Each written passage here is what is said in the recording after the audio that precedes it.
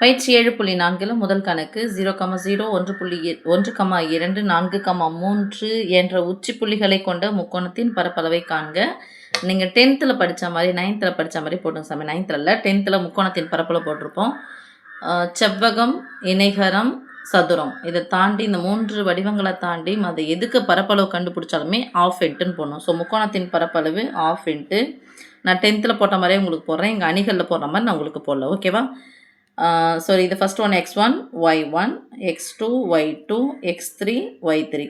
நமக்கு தேவையானது ஆன்சர் தான். உங்களுக்கு எந்த வழிமுறையில் போட்டால் அதுவும் சரியான வழிமுறையை பயன்படுத்தி போட்டால் ஆன்சர் ஓகே தான். இந்த மெத்தடில் போடுங்க அப்படின்னு சொல்லிட்டு பர்டிகுலராக கொடுத்தா மட்டும்தான் நீங்கள் அணிமுறையை பயன்படுத்தி போடணும். ஓகேவா?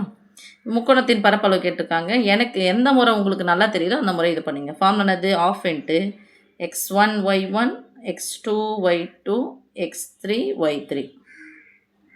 ஓகே, சதுர அலகுன்னு எழுதணும் சாமி. இதுவில் அப்ளை பண்ணிக்கலாம். 0 0 x1 y1 1 2 4 3. இப்போ ஆஃப் இன்ட்டு மேலேருந்து கீழே பெருக்குங்க. 0 கூட 2 பெருக்குன்னா 0, ஒரு 3 3 ப்ளஸ் 3. கீழேருந்து மேலே போங்க. ஒரு 0 0, கீழேருந்து மேலே போனால் கீழேருந்து மேலே போங்க. 4 2 8. நீங்கள் கீழே போட்டுக்கோங்கன்னா 8 ப்ளஸ் 8. கீழேருந்து போகும்போது குறியை மாற்றணும். அணிகளே நம்ம அப்படி தானே பண்ணுவோம். ஸோ இங்கே ஒன்றுமே இல்லைன்னா +0 -0 மதிப்பே கிடையாது, விட்டுருங்க. இந்த ப்ளஸ்ஸாக என்ன பண்ணணும்? மைனஸ் போடணும்.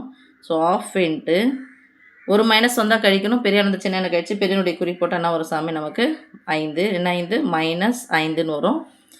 ஸோ மைனஸ் கூட இங்கே ப்ளஸ் இருக்குது. ப்ளஸ் இன்ட்டு மைனஸ் மைனஸ் ஓர் 5 5/2. எப்பவுமே முக்கோணத்தினுடைய பரப்பளவு எந்த பரப்பளவு இருந்தாலும் மைனஸில் வராது. அதனால் என்ன சாமி போட போகிறோம்? +5/2 சதுர அலகுகள். யார்? முக்கோணத்தின் பரப்பளவு. ஓகே.